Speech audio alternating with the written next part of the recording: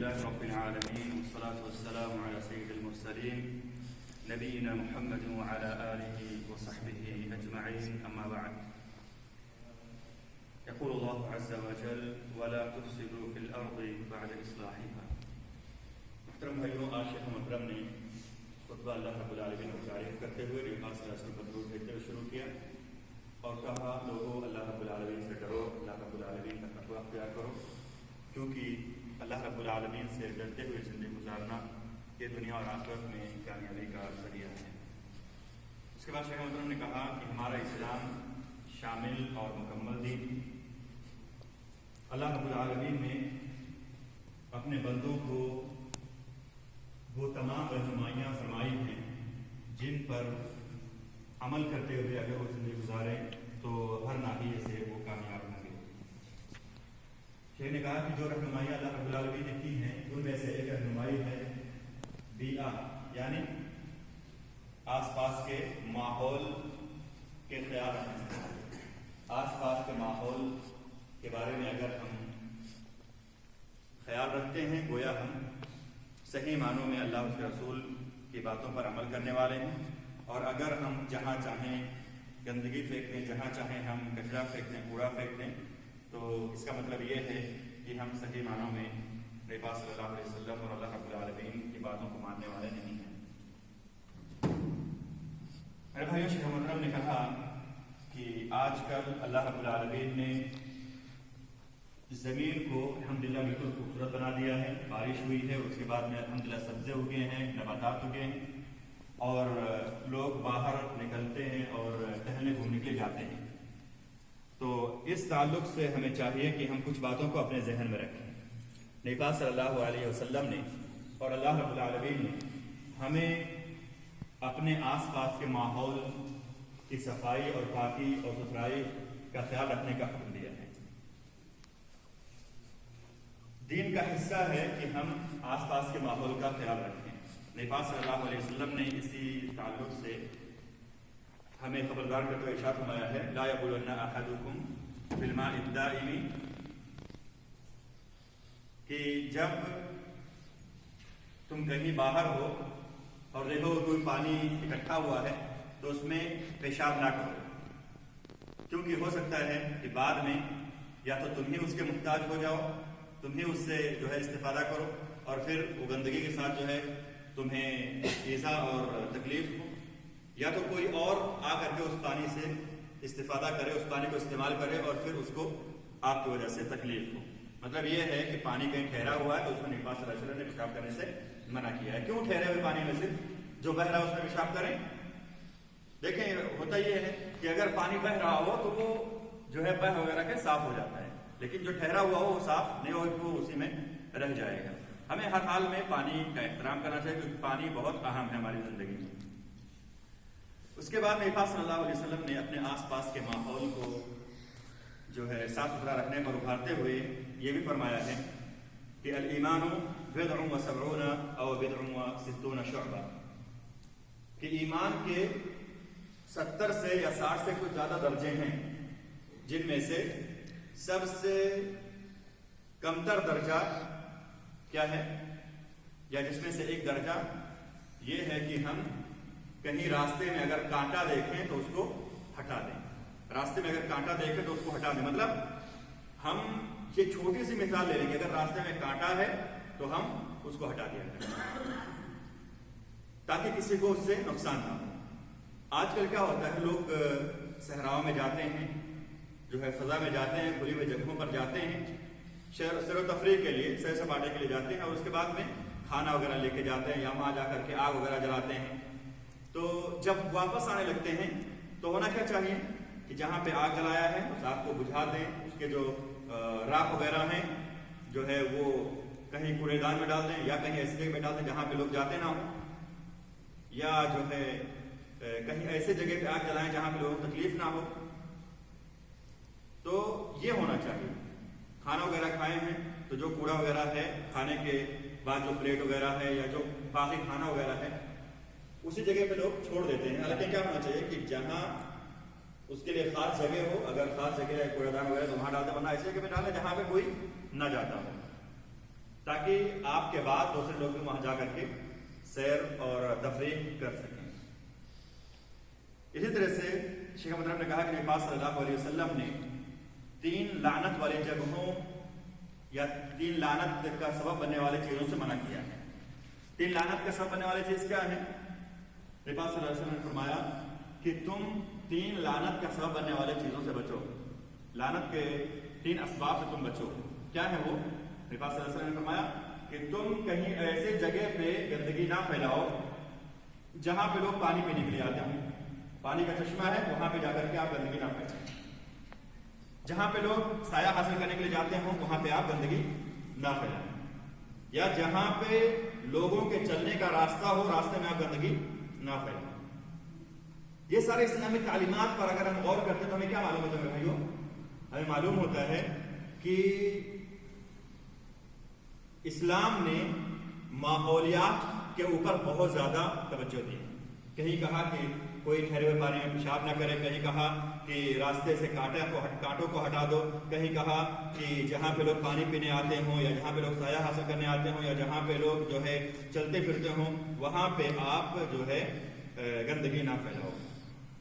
اسی طرح سے شیخ نے کہا کہ آج کل دیکھا جاتا ہے کہ جب بارش وغیرہ ہوتی ہے اور جو وادیاں ہوتی ہیں بھر جاتی ہیں، کبھی کبھار جو سیلاب کا ماحول ہوتا ہے، تو ہم کیا دیکھتے ہیں بہت سارے نوجوانوں کو کہ وہ انہی وادیوں سے اپنی گاڑیوں کو جو ہے نکالنے کی کوشش کرتے ہیں اور وہیں پر لوگ کھلواڑ کرتے ہیں، اور کبھی کبھار وہاں پہ جا کر کے لوگ تیرتے ہیں اور پھر مشکلات کا سامنا ہوتا ہے، کوئی ڈوب جاتا ہے، کوئی جو ہے گاڑی کسی کی پلٹ جاتی ہے وغیرہ، بہت سارے مشکلات ہوتے ہیں۔ شیخ نے کہا کہ اللہ رب العالمین نے اس سے منع کیا، اللہ تعالیٰ نے فرمایا ہے لا تلقوا بأیدیکم الی التہلکہ، کہ خود اپنے ہاتھوں سے اپنے جانوں کو جو ہے خطرے میں نہ ڈالو۔ اس طرح سے شیخ محترم نے میرے بھائیوں آج کے اس درس میں بہت ساری باتیں کہیں جن کا تعلق لوگوں کے باہر نکل کر سیر اور تفریح پر جانے سے متعلق تھا۔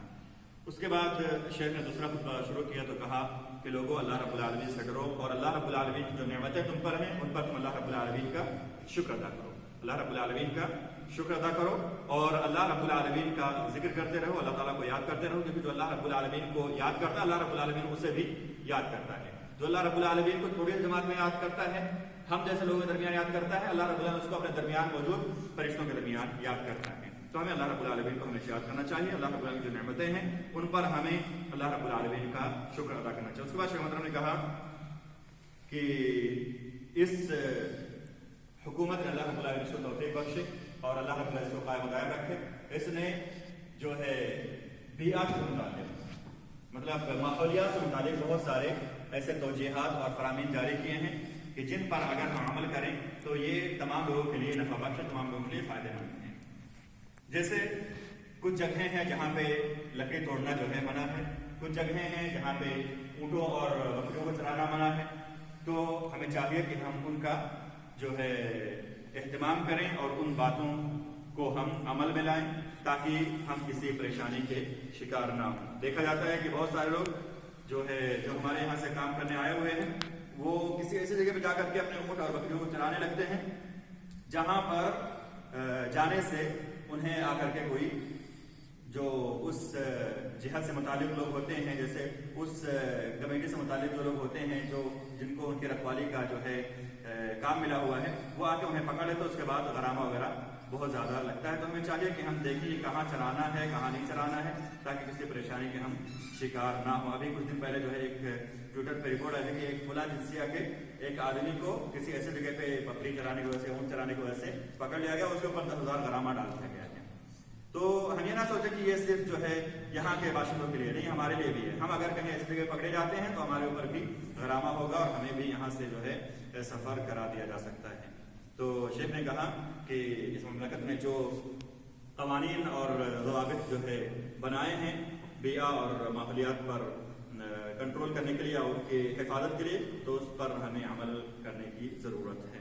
اس کے بعد شیخ نے کہا کہ جو قوانین بنائے ہوئے ہیں ان میں ہمیں ولی امر کی اطاعت کرنی چاہیے، امیر کی اطاعت کرنی چاہیے۔ اللہ رب العالمین جو ہے فرماتے ہیں کہ اطیعوا اللہ واطیعوا الرسول واولی الامر منکم، کہ جو تم اللہ رب العالمین کی اطاعت کرو، تم اللہ کے رسول کی اطاعت کرو، اور جو حکمران ہیں ان کی تم اطاعت کرو. اور نبی پاک صلی اللہ علیہ وسلم نے ارشاد فرمایا ہے کہ ہر چیز میں تمہیں امیر کی اطاعت کرنی ہے سوائے اس کے کہ کوئی کھلی معصیت کی وہ دعوت دے تمہیں. اور نبی پاک صلی اللہ علیہ وسلم نے یہ بھی فرمایا ہے کہ جس نے میری اطاعت کی اس نے اللہ کی اطاعت کی, اور جس نے امیر کی اطاعت کی اس نے میری اطاعت کی. مطلب حکمرانوں کی اطاعت اور فرما برداری پر جو ہے نبی پاک صلی اللہ علیہ وسلم نے اور اللہ رب العالمین نے ہمیں ابھارا ہے. تو ہمیں چاہیے کہ ہم جو قوانین اور ضوابط دیکھیں ان پر عمل کریں, کہیں ہمیں جو ہے ان کی مخالفت کی وجہ سے کوئی جو ہے غرامہ وغیرہ نہ آئے. اس کے بعد میرے بھائی شیخ محترم نے بہت ساری دعائیں کی اور ہم نے دعاؤں پر آمین کہی, اور ہم نے دیکھا کہ شیخ محترم نے الحمدللہ جو ہے بارش کی بھی دعا کی, اور ہم نے بارش کے دعا پہ ہاتھ اٹھایا, اور ہم نے دیکھ لیا کہ نبی پاک صلی اللہ علیہ وسلم کی سنت کیا تھی. خطبے کے دوران جب دعا ہو تو ہمیں دعا کرتے ہوئے اپنے ہاتھوں کو نیچے رکھنا ہے, اللہ کہ بارش کی دعا, جب بارش کی دعا ہوگی تو ہمیں اپنے ہاتھوں کو اوپر اٹھانا ہے. پھر بھائی جیسا کہ ہمارا سلسلہ چل رہا تھا کہ پہلے ہم خطبے کا ترجمہ کرتے تھے, اس کے بعد جو ہے ہم 2-3 حدیثیں پڑھتے تھے. تو آج سے وہ سلسلہ چونکہ نیا سال شروع ہوا ہے پھر سے شروع کیا جا رہا ہے. اللہ رب العالمین ہم سب کو جو ہے توفیق دے کہ ہم دروس سے مستفید ہو اور انہیں لوگوں میں بھی عام کریں. آج ہمارا درس جو ہے چھینک اور جو ہے جماہی سے متعلق. چھینک جانتے کسے کہتے ہیں؟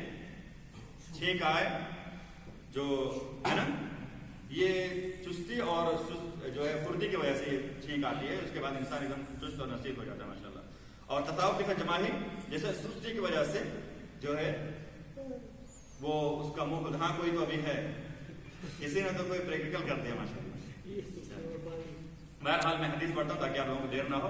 عن ابي هريره رضي الله عنه ان النبي صلى الله عليه وسلم انه قال ان الله يحب العطاس ويكره التثاؤب فاذا عطس احدكم وحمد الله كان حقا على كل مسلم سمعه ان يقول له يرحمك الله فاما التثاؤب فانما هو من الشيطان فاذا تثاءب احدكم فليرده ما استطاع فان احدكم اذا تثاءب ضحك منه الشيطان متفق عليه. وفي روايه فإن أحدكم إذا قال ها ضحك منه الشيطان.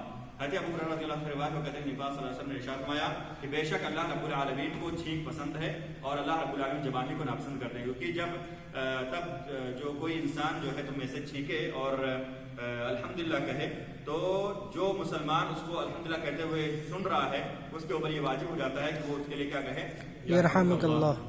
رہی بات تصاوب کی تو یہ شیطان کی طرف سے ہوتا ہے. جب تم میں سے کوئی شخص تصاوب یا جماہی کا شکار ہو تو اسے چاہیے کہ جتنا ہو سکے وہ اس کو واپس کرنے کی کوشش کرے, کیونکہ جب انسان کو جماہی آتی ہے اور وہ اپنا منہ کھول کے ہاں ہاں کرتا ہے تو شیطان ہنستا ہے. اور ایک روایت میں ہے نبی صلی اللہ علیہ وسلم نے فرمایا اذا عطس احدكم فليقل الحمد لله وليقل له اخوه او صاحبه يرحمك الله. جب تم میں سے کوئی شخص چھینکے تو وہ الحمدللہ کہے اور اس کا ساتھی اس کے لیے کیا کہے, یرحمک اللہ. جب کوئی یرحمک اللہ کہے تو جو چھینکنے والا اسے کیا کہنا چاہیے, یہدیکم اللہ ویصلح بالکم. یہ بخاری شریف کی روایت ہے. اسی طرح سے ایک روایت میں ہے ابو موسیٰ اشعری رضی اللہ عنہ سے روایت وہ کہتے ہیں کہ میں نے اللہ کے رسول صلی اللہ علیہ وسلم فرماتے ہوئے سنا اذا عطس احدكم فحمد الله فشمتوه. جب تم میں سے کوئی چھینکے اور وہ الحمدللہ کہے تو تم اس کے الحمدللہ کہنے کے بعد کیا کہو, یرحمک اللہ. اور اگر وہ الحمدللہ نہ کہے تو تم یرحمک اللہ نہ کہو. بلکہ بعض روایتوں میں آتا ہے کہ جب کوئی شخص الحمدللہ نہ کہے تو اس کو کہو, کیا کہو, کہ تم نے الحمدللہ کہی. الحمدللہ جب وہ کہے پھر تم کہو. اس میں کیا ہوتا ہے کہ ہم نبی پاک صلی اللہ علیہ وسلم کی حدیث کو کسی کو گویا سکھا رہے ہیں کہ جب کوئی چھینکے تو اس کو الحمدللہ کہنا چاہیے, اور جو سامنے والا ہے وہ کیا کہے, یرحمک اللہ. اور پھر جب یرحمک اللہ کوئی کہے تو جو چھینکنے والا وہ کیا کہے گا, یہدیکم اللہ. اور ایک روایت میں ہے حضرت ابو ہریرہ رضی اللہ عنہ سے روایت وہ کہتے ہیں کہ نبی پاک صلی اللہ علیہ وسلم جب کوئی چھینکتا, حضرت ابو ہریرہ سے روایت وہ کہتے ہیں کہ نبی پاک صلی اللہ علیہ وسلم جب چھینکتے تھے تو آپ صلی اللہ علیہ وسلم اپنے چہرے کو اپنے ہاتھ سے یا اپنے کپڑے سے ڈھانپ کرتے تھے. جب چھینکتے تھے تو اپنے چہرے کو آپ صلی اللہ علیہ وسلم کیا کرتے تھے, اپنے ہاتھ سے یا اپنے کپڑے سے ڈھانپ لیا کرتے تھے. وغض بها صوته, اور جو چھینک کی آواز ہوتی ہے اس کو نیچا کرنے کی یا کم کرنے کی کوشش کرتے تھے, یعنی کہ اچھو آئے سامنے والے کو بھگا دیں, ایسا نہیں کرنا چاہیے. اس کی تخریج امام احمد اور ترمذی نے کی ہے اور ابو داؤد نے کی ہے اور اسے علامہ البانی نے صحیح الجامع میں صحیح قرار دیا ہے۔ اسی طرح سے ایک اور روایت ہے، نبی پاک صلی اللہ علیہ وسلم فرماتے ہیں کہ حضرت ابو سعید خدری رضی اللہ عنہ ہے کہ نبی پاک صلی اللہ علیہ وسلم فرماتے ہیں کہ جب تم میں سے کوئی شخص جمائی کا شکار ہو تو وہ اپنے منہ پر اپنے ہاتھ کو رکھ کر کے پکڑ لو، فإن الشیطان یدخل، کیونکہ جب کوئی جمائی کی حالت میں ہوتا ہے اور وہ اپنے منہ پہ اپنا ہاتھ رکھتا ہے تو کیا ہوتا ہے بھائیوں؟ شیطان اس کے منہ میں داخل ہو جاتا ہے۔ تو آج کے اس درس میں ہم نے کیا جانا؟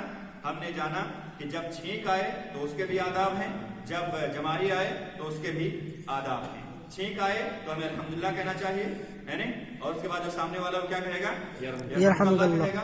اور جو چھینکنے والا ہے اگر اس کو آگے کی دعا یاد ہے تو یعلمکم اللہ واستقبالکم کہے گا۔ اور جب چھینک آئے تو ساتھ میں ہمیں اپنے منہ کو بھی ڈھانکنا چاہے، ہاتھ سے ڈھانک لیں یا اپنے کپڑے سے ڈھانک لیں تاکہ سامنے والا نہ دیکھے۔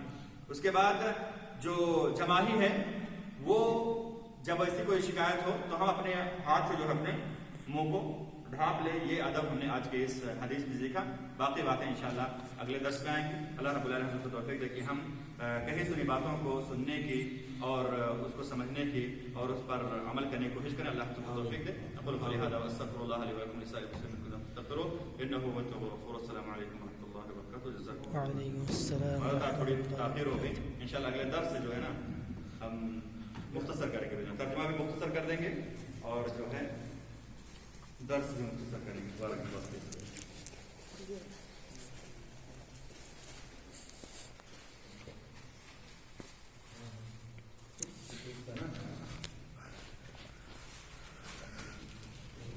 سارے لوگ لے لیں گے، اس کے بعد چلیں گے۔ ہاں بھائی،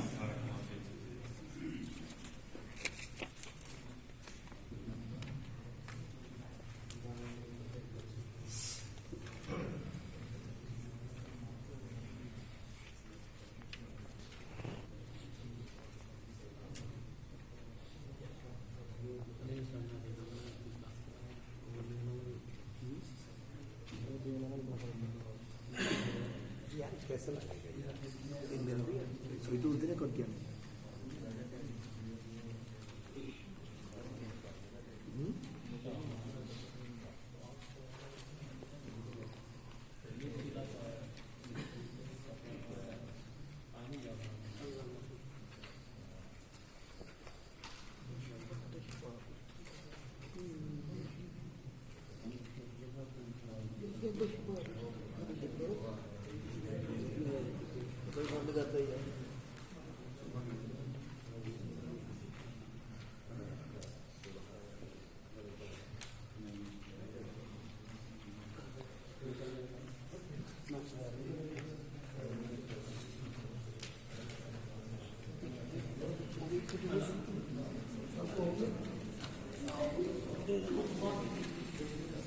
Thank you.